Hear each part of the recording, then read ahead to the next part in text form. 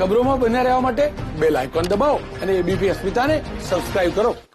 વાત આગળ કરીએ તો બહુચરાજી એપીએમસીમાં જ્યાં વિઠ્ઠલભાઈની પેનલનો વિજય થયો છે। ખેડૂત વિભાગની ચૂંટણીનું જે આયોજન કરવામાં આવ્યું હતું તેની પરિણામમાં એપીએમસીમાં વિઠ્ઠલભાઈની પેનલે જીત હાંસલ કરી છે। એપીએમસી હવે વિઠ્ઠલભાઈની પેનલના હાથમાં ગઈ છે।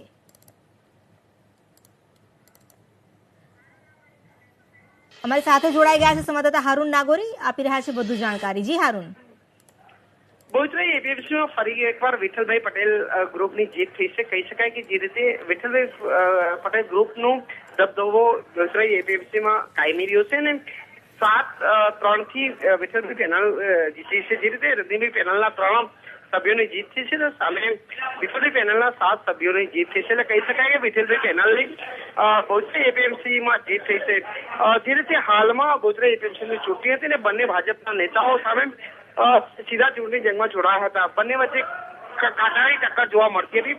છેલ્લી ઘડી સુધી જે રીતે મતના જે હતા બંને બાજુ ટાઈ રહેતા હતા, પરંતુ છેલ્લે રાઉન્ડની અંદર વિઠ્ઠલ કાકાએ બાજી મારી અને 7-3 થી વિઠ્ઠલ કાકાની પેનલની જીત થઈ છે। એટલે કહી શકાય કે ફરી એકવાર બહુચરાજી એપીએમસીમાં વિઠ્ઠલભાઈ પેનલની દબદબો કાયમી રહ્યો છે। જી આભાર આપનો। તો બહુચરાજી એપીએમસીમાં ખેડૂત વિભાગની ચૂંટણીમાં 7-3 થી વિઠ્ઠલભાઈની પેનલે જીત હાંસલ કરી છે અને રજનીભાઈ પટેલને પેનલને 3 બેઠક મળી છે। એટલે વિઠ્ઠલભાઈનો દબદબો એપીએમસીમાં કાયમ રહ્યો।